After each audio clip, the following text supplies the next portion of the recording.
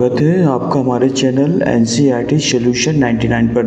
दोस्तों जैसा कि आपका जो है त्रैमासिक परीक्षा का दोस्तों समय बहुत करीब है, तो दोस्तों त्रैमासिक परीक्षा को ध्यान में रखते हुए हमने कुछ महत्वपूर्ण प्रश्नों का संकलन किया है। ये प्रश्न दोस्तों हमें आशा है आपके लिए बहुत ही लाभकारी साबित होंगे।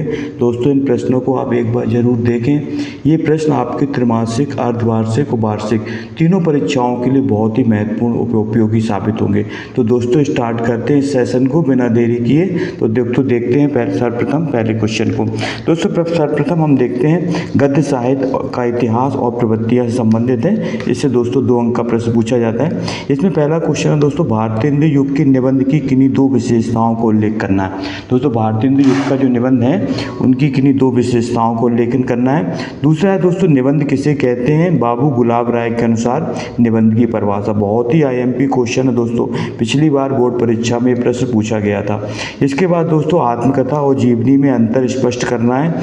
और चौथा क्वेश्चन है दोस्तों, रेखाचित्र और संस्मरण में अंतर। ये भी दोस्तों बहुत ही आईएमपी क्वेश्चन, सभी क्वेश्चन दोस्तों बहुत ही आईएमपी हैं और दोस्तों बड़ी मेहनत से इनको संकलित किया है। दोस्तों आपसे विनम्र निवेदन है कि आप हमारे चैनल को सब्सक्राइब कर दें दोस्तों।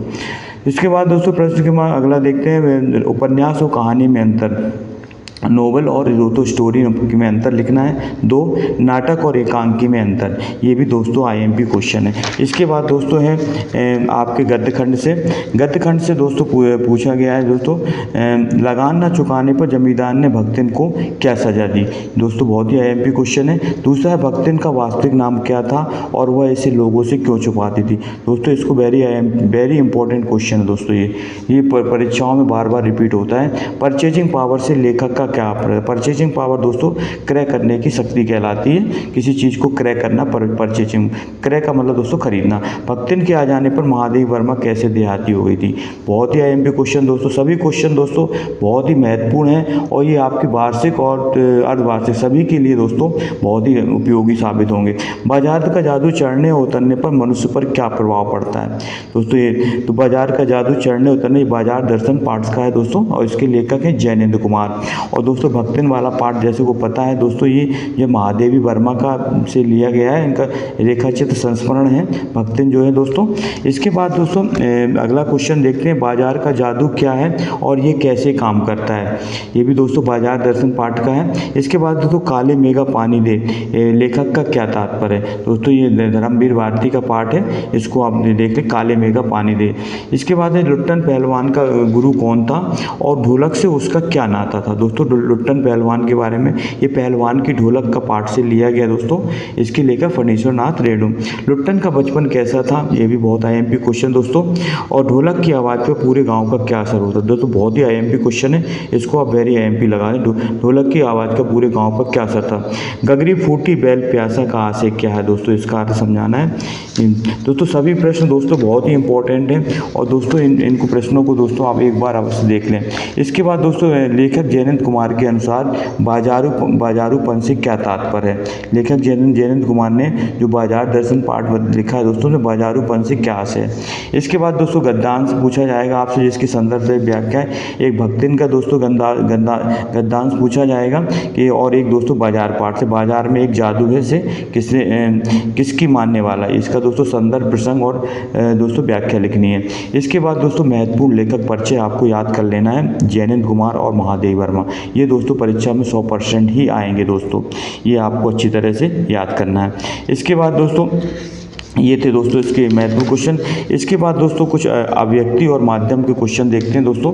ये जो आपका जो सिलेबस में एक अभिव्यक्ति माध्यम पे पुस्तक लगी है। पत्रकारिता लेखन क्या है दोस्तों, इसके बारे में पूछा जाता है। जनसंचार की प्रमुख विशेषताएं बताना दोस्तों, जनसंचार की क्या विशेषताएं हैं। प्रमुख जनसंचार के माध्यम कौन है दोस्तों, आपको बताया कि जो प्रिंट मीडिया, इलेक्ट्रॉनिक मीडिया और दोस्तों ये सोशल मीडिया, ये जनसंचार के माध्यम है, जिसमें अखबार, पत्रिकाएँ, टेलीविज़न और दोस्तों रेडियो रेडियो, इंटरनेट, ये सब दो। इंटरनेट पत्रकारिता किसे कहते हैं, समाचार लेखन और प्रस्तुति में क्या अंतर है, इसको भी आप अच्छी तरह देख लें दोस्तों। और इसके बाद दोस्तों प्रिंट मीडिया क्या है, प्रिंट माध्यम क्या है दोस्तों। प्रिंट माध्यम है प्रिंट या मुद्रित माध्यम से तात्पर्य उन सामग्रियों से जो कागज पर छपकर प्रकाशित होती हैं, जो कागज पर छप उन्हें दोस्तों प्रिंट माध्यम कहते हैं। इसमें समाचार पत्र, पत्रिकाएं, किताबें आदि आदि। लाइव के बारे में क्या है दोस्तों, लाइव के पूछा जाता है, लाइव क्या है। लाइव का अर्थ होता है किसी खबर या घटना का सीधा प्रसारण, लाइव कहलाता है। इंटरनेट की प्रमुख विशेषताएं लिखना। कहानी लिखने का सबसे कारगर तरीका कौन होता है, तो दोस्तों कहानी लिखने का सबसे कारगर तरीका होता है कहानी का आरंभ कैसा हो, आकर्षक हो, कहानी की भाषा सरल सहज होनी चाहिए, कहानी की घटनाएं ठीक क्रम में लिखी होनी चाहिए, कहानी का उद्देश्य स्पष्ट होना चाहिए, कहानी के वाक्य छोटे छोटे होने चाहिए और अच्छी बुक पढ़ना चाहिए। ये सब दोस्तों कहानी की विशेषताएं। विशेष लेखन क्या है, किसी खास विषय पर सामान्य लेखन से हटकर किया गया लेखन, किसी खास विषय पर सामान्य लेखन से हटकर किया गया लेखन दोस्तों विशेष लेखन कहलाता है। इसमें राजनीतिक, आर्थिक, अपराध, खेल, फिल्म, कृषि, कानून, विज्ञान से संबंधित विस्तृत सूचनाएं प्रदर्शित की जाती है, इसे दोस्तों विशेष लेखन कहलाता है। इसके बाद दोस्तों फीचर लेखन क्या है। फीचर एक सुव्यवस्थित, सृजनात्मक और आत्मिक लेखन होता है दोस्तों, जिसका उद्देश्य पाठकों को सूचना देना, उन्हें शिक्षित करने के साथ साथ मुख्य रूप से उनका मनोरंजन करना। तो ये फीचर लेखन दोस्तों ये भी बहुत IMP है, इसको भी आप देख लें। समाचार लेखन के 6 प्रकार कौन कौन से दोस्तों बताए थे। किसी भी समाचार के 6 आधारभूत सवाल होते हैं, इन्हें दोस्तों 6 प्रकार कहा जाता है, जिसमें क्या, कब, कहाँ, कैसे, कौन और क्यों, ये सब दोस्तों समाचार 6 प्रकार हैं। ये समाचार लेखन के दोस्तों 6 प्रकार हैं। इसके बाद दोस्तों प्रश्न है समाचार लेखन की सबसे लोकप्रिय शैली कौन सी है, तो दोस्तों आपको पता है समाचार लेखन की सबसे जो दोस्तों लोकप्रिय शैली है वो दोस्तों कहलाती है दोस्तों उल्टा पिरामिड शैली। इस समाचार की सबसे लोकप्रिय शैली कहलाती है दोस्तों।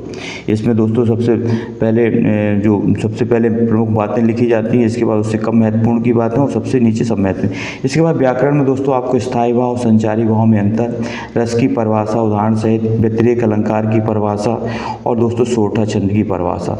इसके अतिरिक्त दोस्तों संदेह अलंकार की परिभाषा देखना, आपको विरोधाभास अलंकार की परिभाषा, मात्रिक और वर्णिक छंद में अंतर देखना है। इसके बाद दोस्तों सवैया छंद की परिभाषा उदाहरण से समझाना है और कवित्व छंद की परिभाषा उदाहरण से, अभिधा शब्द शक्ति की परिभाषा, ये भी दोस्तों आप देख लेंगे। इसके बाद दोस्तों शब्द शक्ति किसे कहते हैं, शब्द के अर्थ का बोध कराने वाली शक्ति दोस्तों शब्द शक्ति कहलाती है। इनके 3 प्रकार है, अभिधा, लक्षण, व्यंजना। ओज गुण की परिभाषा उदाहरण से लिखना, माधुर गुण की परिभाषा, भ्रांतिमान अलंकार की परिभाषा, ये दोस्तों सभी आपके सिलेबस में से अंतर्गत पूछे गए प्रश्न हैं। लक्षणा और व्यंजना शब्द शक्ति में अंतर और सांग रूपक अलंकार की परिभाषा। इसके बाद दोस्तों भाषा बोध से 2 नंबर का प्रश्न पूछा जाएगा। इसमें लोकोक्ति क्या उदाहरण से समझाना है। लोक प्लस उक्ति, लोगों द्वारा कही गई उक्ति दोस्तों लोकोक्ति होती है। मुहावरा क्या है दोस्तों, मुहावरा एक वाक्यांश होता है जो कि समान अर्थ को छोड़ करके विशेष अर्थ को प्रकट करता है। मुहावरा और लोकोक्ति में अंतर। इसके बाद दोस्तों है निपात शब्द की परिभाषा और तकनीकी शब्द की परिभाषा। इसके बाद दोस्तों राष्ट्रभाषा की विशेषताएं और राष्ट्रभाषा और राजभाषा की विशेषताएं। राष्ट्रभाषा और राजभाषा में अंतर, भाव पल्लवन करना पड़ता है दोस्तों। और इसके बाद अपठित बोध में आपको पत्र लेखन पूछा जाएगा, जिसमें अपने पत्र को हाई सेकेंडरी परीक्षा में प्रथम स्थान पर उत्तीर्ण होने के लिए बधाई, या दोस्तों अपने मित्र को वाद विवाद प्रतियोगिता में प्रथम आने पर बधाई। निबंध लेखन में दोस्तों आपको कंप्यूटर की उपयोगिता, नारी शिक्षा का महत्व, प्रदूषण और विद्यार्थी और अनुशासन, ये कुछ महत्वपूर्ण निबंध है दोस्तों, ये आप जरूर देख लें। और दैनिक जीवन में खेलों का महत्व, ये 2 महत्वपूर्ण प्रश्न है दोस्तों। इसके अलावा दोस्तों अन्य महत्वपूर्ण प्रश्न और देख लेते हैं। आप इन प्रश्नों को दोस्तों नोट डाउन कर लें और इनको बार बार अभ्यास करें ताकि आप परीक्षा में एक अच्छा स्कोर कर सकें दोस्तों। पास होने से काम नहीं चलेगा दोस्तों, एक अच्छे से अच्छे नंबर से उत्तीर्ण होना ही आपका भविष्य निर्भर करता है दोस्तों। इसके बाद दोस्तों काव्यखंड के अंतर्गत देखते हैं सगुण और निर्गुण में अंतर बताना है। सगुण धारा और निर्गुण धारा में छायावाद की 2 विशेषताएं, भक्ति काल को हिंदी साहित्य का स्वर्ण युग क्यों कहा जाता है, 2 प्रगतिवादी कवियों के नाम, उनकी विशेषताएं, भारतीय युग की 2 प्रवृत्तियां लिखना है। इसके बाद दोस्तों रीतिकाल की 2 प्रमुख प्रवृत्तियाँ हैं। आरोह में जगजीवन का भार लिए फिरने से कवि का क्या आशय है। दोस्तों ये हरबंस राय बच्चन का प्रश्न है। बच्चे किस बात की आशा में नीड़ों से झांक रहे थे, ये भी क्वेश्चन बहुत ही इंपॉर्टेंट है। शीतलवाड़ी में आग होने से क्या आशय है, इसका भी है। पतंगों के साथ साथ वे भी उड़ रहे थे, बच्चों की उड़ान में कैसा संबंध है। दोस्तों पतंग कविता है आलोक धनवा की, इसका प्रश्न दोस्तों।